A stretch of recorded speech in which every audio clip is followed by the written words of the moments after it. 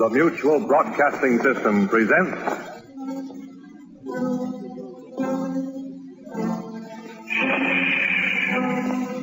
Top Secrets of the FBI. From the files of the FBI.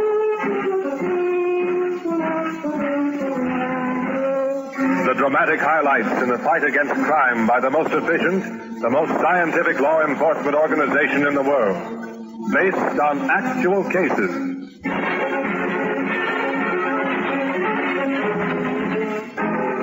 Tonight's case, the Vest Pocket Broadcasting Station.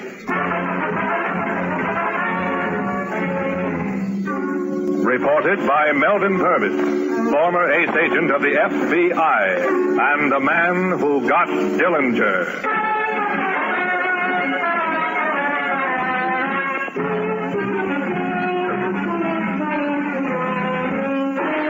Melvin Purvis. The case of the Vest Pocket Broadcasting Station was one of the most interesting and unusual cases in modern scientific crime busting. But it wasn't so because of the crime. That was old stuff. Or because of the criminals. They were smart, but old stuff too. It was interesting and unusual because of the way the crime-busting scientists of the FBI cracked this case.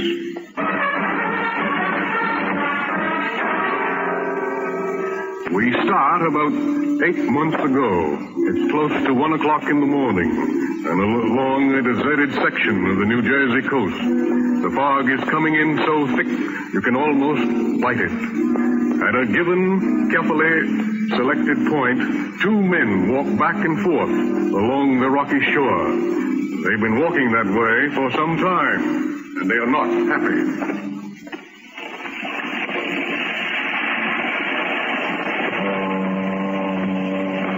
What a night. What do you want me to do about it? Blow it away? Okay, Tony. You don't have to get sore. I'm sick and tired of hearing you gripe about the weather. What else we got to talk about? Why talk? Natural. Got a match? No smoking now. I told you that before. Who's going to see me in this bar? You dumb cluck. Why, Steve Martin sends me out with a guy like you. I'm hungry for smoke, that's all. Well, forget it. Sure, you got the matches. Hey, Tony. Yeah. Think them guys will get here tonight? Steve Martin said they would. They're an hour late. You want to go back to New York? Oh, without the stuff? Then shut up. Suppose... Oh, for the love of Mike. Now, listen, Tony, we got to figure. Now, what'd happen if we walked back into Steve's apartment with nothing? We learned to play the harp. Gee, wouldn't be our fault, neither. Those guys could have got picked up by the Coast Guard. What? You know, a motorboat on the ocean on a night like this. Look, Al, you want to do me a favor? Sure. Shut up. Now, listen, Tony. Shut up.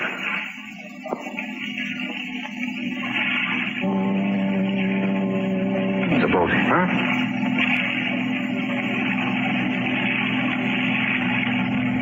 Maybe it's them, huh? Maybe. Come on. Let's get behind that rock. Just in case it ain't our guys. You mean? Yeah.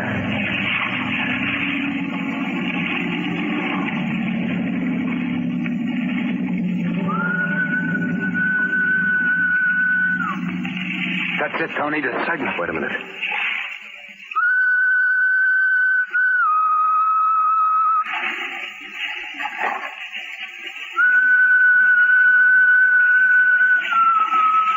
Okay, Al, they're coming ashore. We'll be on our way back to New York in a couple of minutes.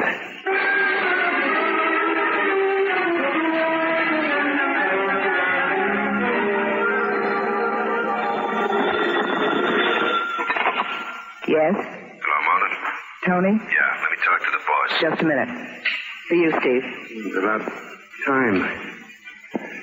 Go ahead, Tony. We just drove into New York with the stuff, boss. What took you so long? The boat didn't show up till after 1 o'clock. There was fog. How much did you get? 150, Steve. What? I told him what you said, 200 or better, but they couldn't. Get here right away. Well, Steve, how much? 150, Mona. Not bad. We're still in business. Those punks could have let me have what I asked for. What's another 50? Steve, the things you get excited about. I'm sick of being small time. You got a shipment, didn't you? Be satisfied. 150 times 200 is still 30,000. Half that dough is mine. I pay for the stuff on the line. That leaves 15. Profit. What about my expenses? Stop complaining. You've been clearing $100,000 a year out of this racket. What more do you want? There are guys mopping up millions. Sure. But what happens to them? Huh? They get too big. And then guys with handcuffs go after them. They'll never get me. You're too smart. Yeah. Well, let me rattle off the names of all the big shots in prison. You're forgetting something. The cops know all about me now, but they can't touch me. That's because you can cover up. You're not too big. They'll never be able to touch me. What are you going to do? I'm calling the pool in South America for more stuff. Thanks for listening to me, darling. I'll see you in the slaughterhouse. What's that? The slaughterhouse, Steve, where all the juicy pigs wind up. Are you calling me a pig? Stick with those ideas, and before long I'll be calling you pork chop. Well, you jerk. Honey, you wouldn't slap the face you've kissed 1,000 times, would you? No, you're so loyal. I don't get you, Mona.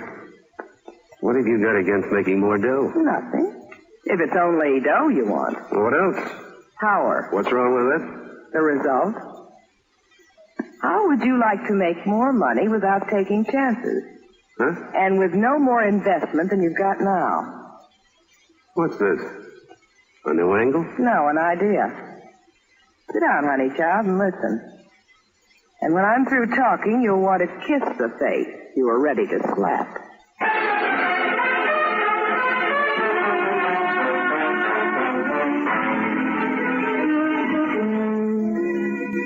That was the beginning of an underworld business conference, a sort of meeting of the board of directors. And when the board adjourned, the price of the product was up from $200 an ounce to a point slightly above the clouds. Inflation.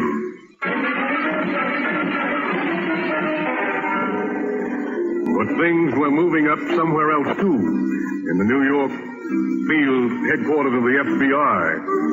Several weeks after the above-mentioned board meeting, the district attorney of New York County came in to see the man in charge of the field office. Let's call him Smith, for reasons of security. After the DA left, Smith was for, we'll call this fella Jones, Special Agent Jones. The same reasons of security. What's up, Chief? Another assignment, Jones. Come in. Sure. The district attorney? Yes. I was ready to bet on it. He looked worried when he came out of here. He's got plenty of reason to be worried. There's a narcotics ring operating right in the middle of town. Heroin. Oh? Anybody we know? Not yet. But from what the DA told me, they're a very smart bunch. They usually are, Smith, until the wagon pulls up. It's not going to be that easy, Jones. The police know every member of this gang from the top dog down. Oh? But they haven't been able to make an arrest. Every time a detective's been put on their trail, he's been spotted. How do you account for that? I don't. Except maybe an inside line to what the police department's thinking? Yes. I'm sure it's nobody in the department itself. I hope not. I got a hunch it's some crooked politician who knows how to get information without paying for it. Yeah. What's the DA say about that? He's checking. But we're not waiting for the report. Yeah. Take a look at these pictures. Rogues gallery, huh? The DA brought them over. They're duplicates. That one you're looking at now is Tony Spar. Record 6 arrests, 2 convictions, 1 suspended sentence. The other one's Al Nash's. Record 3 arrests, 1 conviction. Where'd he get that broken nose? Used to be a prize fighter. Are these the boys running the show? No. These characters and about 14 others work for Steve Martin. Martin, huh? What's he look like? No picture. Oh? He knows how to duck. Maybe. But we'll know for sure when you met the gentleman face to face. Anytime you say, Smith. And the lady. Oh? Picture? Here. Too bad she isn't. Isn't what, Phil? A lady, Mr. Smith. Her name's Mona Manchester. Record 1 arrest, 1 conviction, sentence suspended. You got a reputation for being very clever. All right, what's the plan of attack? Tony Spar and Al Nash's hang out in a pool room on 9th Avenue, evenings after 9 o'clock. Establish contact with him, but take it easy. Tony's a tough customer, hard as rock. What about Al Natchez? He's all muscles, but he's not too bright. And according to the DA, he's got a well of tears for anybody in trouble. That's good. How do I make him flow? I'll tell you exactly how to do it, Jim. Maybe if we're lucky, you'll go swimming in that river right to Steve Martin's door.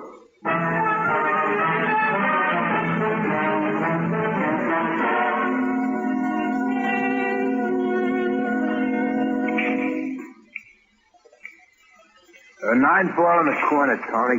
Okay, by me. You made it, you lucky. Yeah. And I cut the belly off it. That was a nice shot, mister. Huh? Who asked you, buddy? Sorry, What's eating you, Tony? Can't a guy pay me a comp? I don't want no kibitzes in my game. If he wants to watch, let him, but with his trap shut. What a guy. He's shooting now. Those ball inside pocket. Hey, Tony, Yes? telephone. Okay. Hold the game, Al. I'll be right back. Gee, what a guy. Don't mind him, buddy. He's a sore loser. I wasn't intending to start an argument, Al. Yeah, you see somebody made a good shot, and that's what you want. Hey, how'd you know my name? I heard Tony. Oh, sure. Well, if you stick around, maybe after I trim the slugger, me and you'll play a cheap game, huh? $10? I don't play, Al. You broke? Oh, no, I got money. Okay, I'll spot you 15 points. No. 20 points. I can't, Alan. It's not the $10. Here, you can see for yourself. Hey. What, it's some what? $400. I got loads more in the bank. My nerves are shot. I can't concentrate. What's the matter with you? I got banged up by a truck a couple of years ago. I just got out of the hospital. Oh, gee. 2 years on my back with a busted head and busted legs and all kinds of rips and tears inside. They had to feed me drugs to keep the pain from driving me nuts. Gee, what can happen to a guy? It's all right while I was in the hospital. I got the stuff every day. Every day until I got used to it. And they sent me home. They did me a big favor and sent me home. Hey, you gotta take it easy now, pal. The trucking company did me a big favor, too. Settlement of $50,000. I was going to sue him for 100. You mean you got 50 grand for that accident? Yeah. What's the use of going to court and using up a lot of time? Sure. So I got the money. What's the good of it? The thing I need most, the one thing I'm sorry, Al. What for? Oh, me telling you about my troubles. I don't even know you. When you're alone and you got no friends. What's your name? Jones. Where do you live?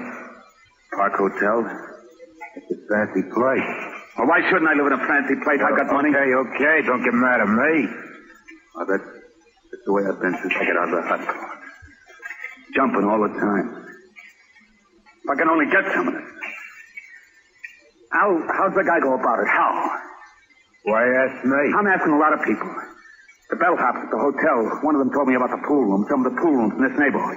Yeah? He said peddlers hang out in them, but he didn't know what he was talking about. I've been to all of them. Sure. Stick around, Maury. I want you to give Tony the whole story, just like you told it to me. Oh, what good will that do? What's the matter with you, bud? You're so dumb you don't even catch on to an idea. Huh? Gee, you are dumb, all right. What a guy.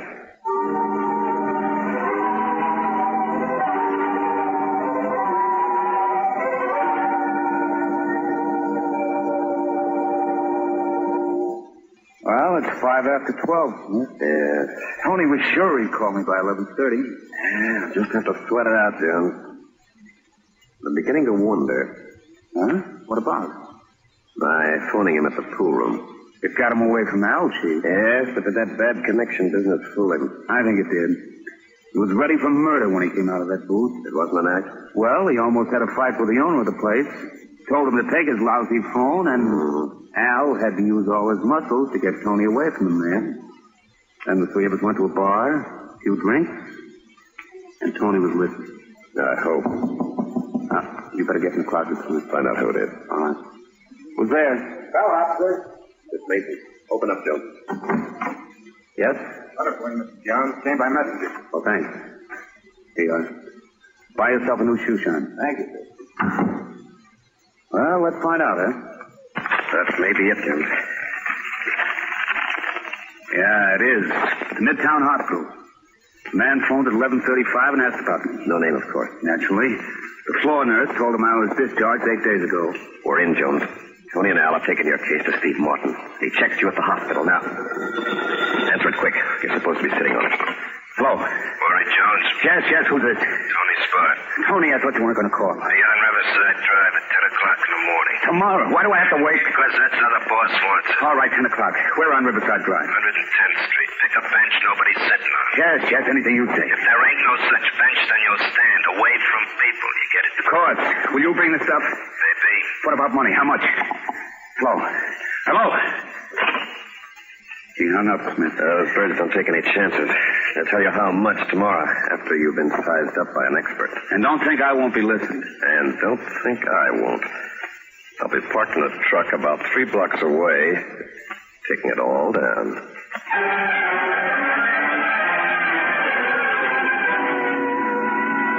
The truck, yes.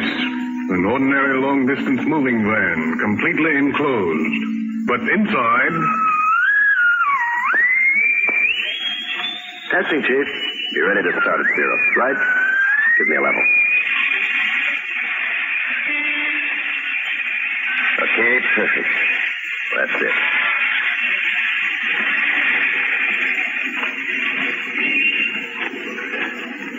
That was it. Inside the truck, a completely equipped radio receiving station with timetables for recording a rendezvous 3 blocks away or a mile away, if it had to be. And the broadcasting station, well, that was in Jones's vest pocket. A disc no bigger than a quarter, but complete down to a fine point. And in the lining of Jones's vest, a wire that ran from the pocket to the top button of his vest. Yes, that top button was the microphone, but nobody would guess it in a million years. It looked just like the other 5 buttons.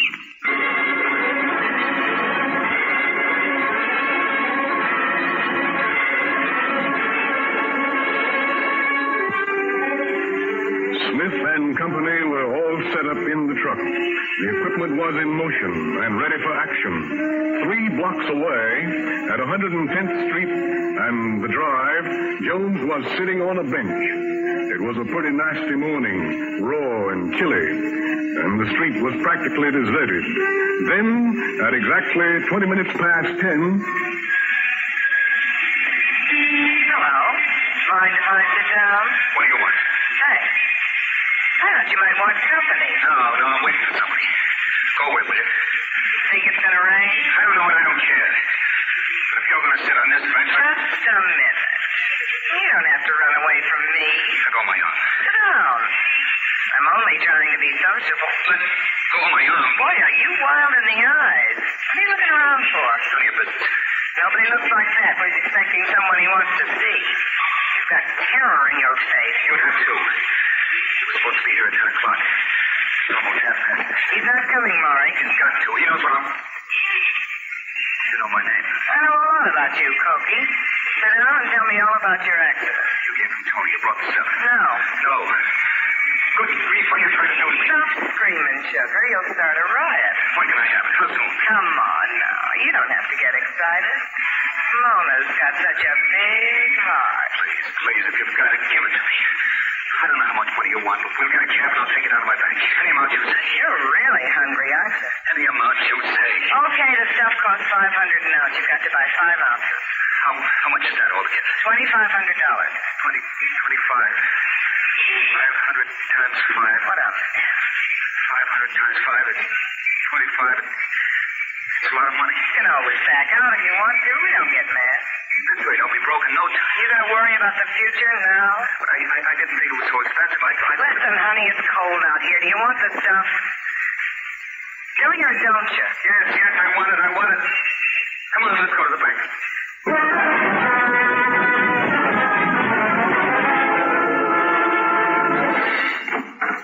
Go ahead, Maury. Around here we don't have any rules of etiquette.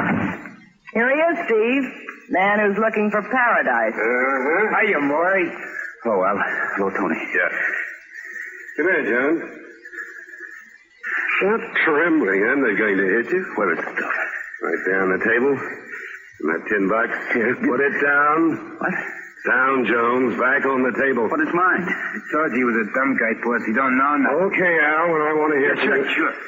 Why can't I take it? It's mine. For $2,500, Jones. Oh, the money. Yeah, of course. Yeah, you forgot all about it, didn't you? I'm sorry, Steve. Here. 25 $100 bills. Mm-hmm. Did you count them, Mona? I thought you might like to do that, honey. Did you go to the bank with him? Only as far as the front door. Why didn't you go inside? Discretion, dear. Why, you... Here, check this dough. Good money, Steve. The teller gave it to me. Shut up, Jones. Go on, Mona. All right. I don't mind. And take it good. I'll use the microscope. Microscope. That's what she said, pal. You've got one in the other room that never lies. Yeah, but I wouldn't. Look, phone the bank and ask them if I withdrew $2,500. The teller at the third window from the door. Relax, Jones. Your dough's okay. Then why don't you let me take that stuff and go home? Just want to be sure, that's all. I learned a few lessons before I bought that microscope. Some wise guys handed me phony bills. Yeah, but and the bank threw them right back at me. I was stuck. Give me a break.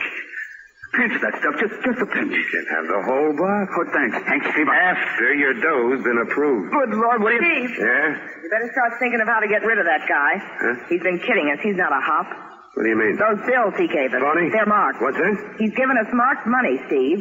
I checked a few of the bills. There's something on each one. Where? Right in the picture. In one of the eyes. Uh-huh. Well, Jones? It's impossible. I got that money from the bank. Mona knows what she's talking about. She's checked a lot of $100 bills. Look, do me a favor. Will you phone me? Al. Sure thing. What? That means shut up, Jones. Say, Tony. Yeah? Don't use that gun in here. Why not? It's a steady I don't want the neighbors to complain. Now, put your hands up, Mr. Jones. Al's going to frisk you. He ain't loaded, boy. That's good. Now, take everything out of his pockets. Okay, I'll hand it to Mona. She can check. I don't know why you're doing this to me. Still kidding, aren't you? All right. What's your racket, mister? Tony. Yeah? Break his nose with that gun. It'll be a pleasure. Wait a minute. Listen, Jones, or whatever your name is. There are two ways of dying. Peaceful and in agony. Now, take your choice. Steve, I checked everything in his jacket. Nail file, cigarettes, and a wallet. With $400 in cash. Keep the 400. Al, dig into his other pockets, pants and vest. I was just going to, boy. Well, Jones, have you made up your mind? Okay, Tony. Right across the nose. Don't move any of you. Tony, stay put, you. He's my pal. He'll be all right. Next time he won't shoot without counting up to 10. Hello, Jones. I'm glad to see you, Smith. I'll bet. Racketeers with a microscope. What next? Take him away, boy.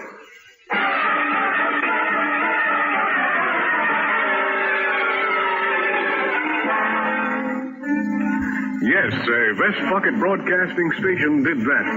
But if anybody thinks he can find it just by pulling at the top button of a vest, here's something for the memory book. The gimmick can be anywhere. So can the agent of the FBI. And what's more, he can be anybody. Steve, Mona, and all the runts in their gang were sent away for a long time. No more directors' meetings for them. And the crooked politician, well, he's not political anymore. He's learning to make shoes in one of the federal prisons.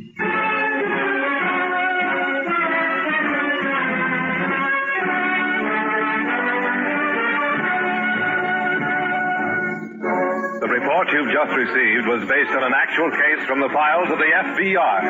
However, the names of all characters used were fictitious, and any resemblance to the names of people, living or dead, was entirely coincidental.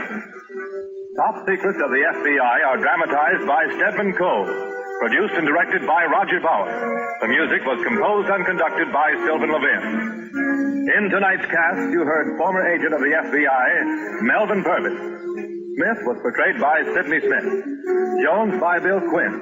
Steve Martin by King Colden. Tony Starr by Larry Haynes. Al Natchez by Joseph Julian. And Mona Manchester by Julie Stevens. Next week, Melvin Purvis Former ace agent of the FBI, the man who got Dillinger, will give you another report based on inside facts.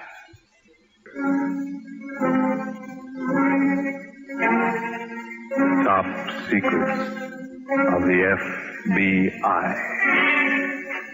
From the files of the FBI.